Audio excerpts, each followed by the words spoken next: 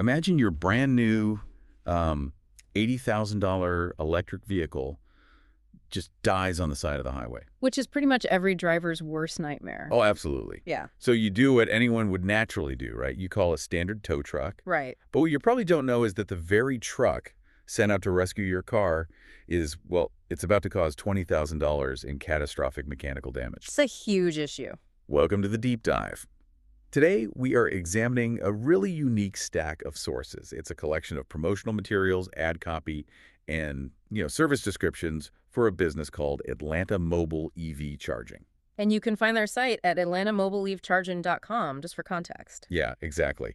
So our mission today is to look right past their marketing gloss and try to uncover the very real, often completely hidden hurdles of electric vehicle ownership in a major urban center. Because there are quite a few hurdles. Okay, let's unpack this. Because buying an EV right now feels like, I don't know, buying a piece of the sci-fi future. You walk into the dealership, the door handles are all flush, the dashboard is just this massive glowing screen. It's totally immaculate. Right. But what happens when that immaculate future just runs out of battery at 2 in the morning out in the gritty physical reality of a city? If we connect this to the bigger picture, these promotional materials actually serve as a perfect diagnostic tool for that exact question. How so? Well, you don't usually look at local ad copy and think of it as, educational literature. But when a business's entire model is built around selling you an emergency solution, they have to vividly describe that emergency. Oh, that makes sense. Yeah, so through these sources, we are getting a front row seat to the severe structural growing pains of a massive technological revolution. The marketing materials basically highlight every single thing that goes wrong between the dream of owning an EV and the actual reality of driving one. Let's start with what the sources label the no-charger reality. We are constantly sold on this idea of seamless, smart technology. Right, the integrated systems. Yeah, like your car's dashboard have this beautiful, constantly updating digital map showing you exactly where the nearest charging plug is. But, I have a hard time buying into this smart tech narrative. Why is that? What good is a highly intelligent map if the physical location that actually sends you to is a total disaster zone? That disparity is the core friction of early EV adoption right there. The digital representation of the infrastructure, the map on your screen, it simply does not match the physical reality on the ground. Because it just assumes everything is working. Exactly. Your car's software assumes the physical world is functioning perfectly. Wait, slow down. If the charger's broken, shouldn't the smart map know it's broken and, I don't know, just route me somewhere else? In theory, yes. But the physical charging network is incredibly fragmented. You have multiple different companies operating these stations, all using different software systems that don't always communicate well with your car's internal navigation. Oh, so they aren't talking to each other. Right. A station might be reporting online that it has power, but the map doesn't know that the physical latch on the plug has been completely smashed. Or that the cord is gone. Yeah, it doesn't know that the copper cable was literally stolen overnight. It doesn't know the screen is frozen. Or, my personal favorite, it doesn't know that the station has been IC'd. Yes. For those listening who might not follow all the EV forums, ICing is when a gas-powered car, an internal combustion engine vehicle, just parks in the designated EV charging spot. Completely blocking access. Yeah, they just block it. Yeah. So you drive miles out of your way to the spot on the map, and you find a broken screen or like a line of 6 cars waiting for one working plug, or just a pickup truck parked across 3 spots. It's incredibly frustrating. It sounds like you aren't just hunting for a charger. You're basically playing the lottery with your battery. And the stakes of that lottery get dangerously high depending on the time of day. The infrastructure lag we're seeing is just massive. Meaning there aren't enough plugs. Exactly. The rate at which consumers are buying these cars has wildly outpaced the maintenance and expansion of a reliable charging grid. Yeah. And this creates a completely new type of urban vulnerability. Which the sources specifically call out in their 24/7 urgency angle. Right. If you're listening to this in your gas car right now, you might totally take it for granted that if you run out of gas at midnight, it's annoying, but it's solvable. You lock your doors. Yeah, you walk half a mile to a well-lit gas station, you buy a plastic jerry can, and you walk back. Crisis averted. But you can't do that with an EV. Exactly. Let's say it's 2 a.m. in Atlanta. Your EV battery hits 0%. You cannot put electricity in a plastic jug. Precisely. And this is where the inconvenience transitions into a severe safety hazard. Where are these public charging stations usually located? Usually not in the best spots. Because they require massive electrical transformers, they are rarely put right on the main street. They're often shoved into the back corners of massive empty retail parking lots or, dark parking garages. So the smart map directs you down this dark alley behind a closed grocery store, only to find the charger's broken, and now your battery is dead. And you're sitting in an unpowered metal box in the dark. Wow. An EV without power is effectively a brick. The windows won't roll down, the climate control is gone.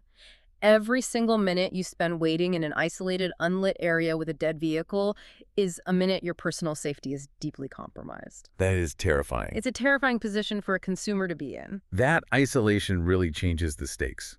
But, isolation isn't just about being in a dark alley. Sometimes you're perfectly safe, but the location itself is the trap. The airport scenario. Yeah, the sources heavily emphasize the situation at Hartsfield-Jackson Airport parking, referring to it as a charging desert. Why is an airport, of all places, such a nightmare for an EV? It's a fascinating architectural and logistical failure, really. Think about the basic mechanics of airport parking. You drive there, park your car, and fly out. Right. Your vehicle sits completely stationary for 5 days, maybe 2 weeks. Now, if you leave a gas car for 2 weeks, the gas tank still has the exact same amount of fuel when you get back. But an electric vehicle experiences what the sources call vampire drain. Exactly. Parasitic drain. I have to admit, this concept confuses me a bit. Like, if I close my laptop and leave it on a desk for a week, it might lose a few percentage points of battery. Sure. So why does a parked car lose so much power that it literally strands the owner? I mean, it's turned off. See, it actually isn't completely turned off. An EV is never truly asleep. The battery requires constant thermal management. Thermal management. Yeah. If it's a 90-degree summer day in Atlanta or a freezing night in January, the car's computer is actively running cooling pumps or heating elements to protect the delicate chemistry of the battery cells. So it's using power to protect itself. Exactly. Furthermore, the car is constantly pinging cellular networks to update its app, running security cameras like Tesla's Sentry mode, and checking for software updates. It's a massive supercomputer that is constantly humming in the background. Wow. So you return from an exhausting cross-country business trip. You're dragging your luggage through the parking deck. You just want to get to your bed, and you discover your car used up its remaining 20% battery just trying to keep itself cool while you were in Denver. And now you have a dead car. Can't you just plug it into one of those standard wall outlets you see on the concrete pillars in parking garages? You could, but that is level 1 charging a standard 120-volt wall outlet. Trying to charge a massive EV battery with a 120-volt outlet is quite literally like trying to fill an Olympic-sized swimming pool using a drinking straw. Oh, that's useless. You would be waiting days for a sufficient charge to even make it out of the airport and onto the highway. The electrical infrastructure at major transit hubs simply wasn't designed to support thousands of high-voltage vehicles all simultaneously. But time isn't just an inconvenience at the airport. For our next group, a dead battery literally costs them their livelihood. The gig workers. Right. The sources pivot sharply from stranded travelers to the gig economy workers, Right. the Uber and Lyft drivers navigating Atlanta. For them, the EV is their mobile office. And in that office, uptime is the ultimate currency. Here's where it gets really interesting. It's ruthless. An EV rideshare driver is essentially like a shark. If they stop moving to hunt for a slow plug, their income basically dies. Exactly. Let's look at the economics here. Yeah. If a driver makes $25 an hour and they have to log off the app to go hunt down an open supercharger, wait in line for 45 minutes because 3 plugs are broken, and then sit for another hour while the car charges. They're losing a huge chunk of their day. Yeah, that's practically a $50 loss in wages before they even pay for the actual electricity. That is precisely why these marketing materials are so revealing. The gig economy operates on razor-thin margins. These drivers literally cannot afford the public infrastructure's failures. They just can't. The grid forces them to adopt highly inefficient behavioral patterns, like hoarding charge or refusing long-distance rides because they don't trust the chargers at the destination. So when the system inevitably fails, whether you're an Uber driver losing money or commuters stranded in a dark lot, what is the traditional fallback? Well, historically, towing. Exactly. For the last 100 years, the answer has been simple. Your car dies. You call a tow truck. Mm. But this is the part of the deep dive that really blew my The mind. towing trap. Yes, the sources issue these dire warnings about legacy roadside assistance. They treat calling a standard tow truck like an absolute worst-case scenario. Why is traditional towing suddenly the villain of the story? Because the anatomy of an electric vehicle is fundamentally different from an internal combustion engine, and the legacy towing industry has largely failed to adapt to that physical reality. Okay, break this down for me, because reading the sources, it sounded like calling a tow truck for a dead Rivian is like calling an ambulance that accidentally breaks your legs on the way to the hospital. That is a very accurate analogy. You're just trying to fix a depleted battery, but you end up with a totaled car. So what does this all mean? How does towing actually destroy the vehicle? What's fascinating here is that it all comes down to the drivetrain. Let's compare it to what you know. In a traditional gas-powered car, your transmission has a neutral gear. Right. When you shift into neutral, you physically, mechanically disconnect the wheels from the engine. Okay, so the tow truck can just drag the car up onto a flatbed or tow it behind them with the wheels rolling on the pavement, and the engine just sits there safely isolated. Exactly. But in many modern EVs, like a Tesla or a Rivian, there is no mechanical neutral gear. The electric motors are directly and permanently coupled to the wheels. Wait, permanently? Permanently. There is an electronic neutral that you can select on the screen, but that requires the car to actually have battery power. Oh, no. If your battery is entirely dead, that electronic neutral is inaccessible. The wheels and the motors remain locked in a physical relationship. So a tow truck driver arrives, hooks up a winch to your dead EV, and forcibly drags it up the steel ramp of a flatbed truck. Those wheels are being forced to turn against their will. And because they are permanently connected to the electric motors, forcibly turning the wheels physically spins the internal magnets of the motor. And that's bad. Here's where the physics turn destructive. Have you ever taken a small desk fan, unplugged it, and flicked the blades with your finger? Yeah, they just spin freely. Right, but if you hook a voltmeter to that unplugged fan while you spin the blades, you'll see it actually generates a tiny electrical current. An electric motor run in reverse becomes a generator. Oh my God. When the tow truck drags the EV, spinning those massive wheels, the permanent magnets inside the motor spin, generating massive amounts of high-voltage electrical current and heat. But the car is dead. It's turned off. Which is the fatal flaw. Yeah. Because the car is completely dead, its internal computer is offline, which means its complex liquid cooling systems are also offline. So it's generating heat with no cooling. Exactly. The motors are generating intense, rapid heat, and there's absolutely nowhere for that energy to go. It completely fries the internal components. It melts the wiring. That's insane. You are looking at thousands and thousands of dollars in catastrophic drivetrain damage, potentially ruining a perfectly good vehicle, all because you ran out of battery and called a legacy tow truck. That is staggering. Yeah. We have these space-age, highly advanced vehicles relying on brute force, 20th century rescue methods that actively destroy them. It highlights a massive, incredibly dangerous gap in the consumer ecosystem. The infrastructure is totally out of sync. And the sources don't stop at the mechanical destruction either. They explicitly call out the financial trap of the towing industry. They do use some strong language there. They use the word scam. Yeah. They warn that because tow drivers know how hard it is to move a dead EV safely, some predatory companies will charge exorbitant fees, like hundreds of dollars, just to get the car off the highway. Just to move it? And where do they take it? They can't tow you to a gas station. They drag your potentially damaged car to a dealership. And arriving at the dealership is where the next phase of the nightmare begins. A dealership is not equipped to be an on-demand, rapid charging station for stranded motorists. No, they have a massive queue of vehicles waiting for service. Your car just gets dropped in the back lot. You aren't getting back on the road in an hour. Not at all. You're waiting days just for a technician to plug your car in, charge it up, and check to see if the tow truck destroyed the motors. The traditional rescue system isn't a rescue at all, it's a trap. Which brings us to the ultimate question posed by these sources.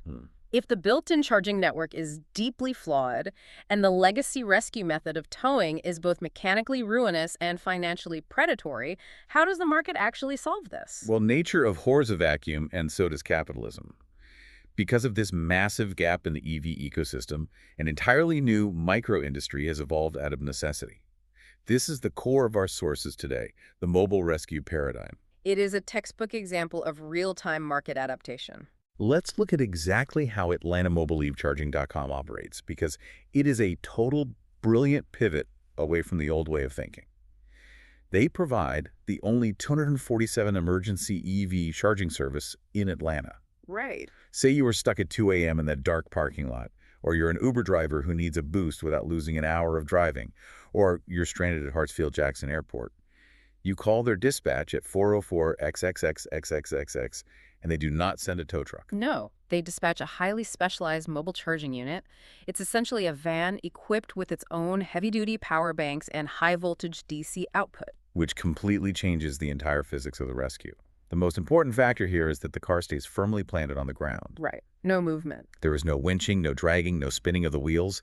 They completely eliminate the risk of frying the drivetrain because they aren't trying to move the vehicle mechanically. It is remarkably elegant. The technician pulls up, interfaces directly with the car's charging port safely and with proper grounding, and simply begins transferring power. It's essentially like ordering food delivery, but for electricity. Exactly. By the last century, if you ran out of fuel, you had to somehow crawl, walk, or be dragged to the fuel source.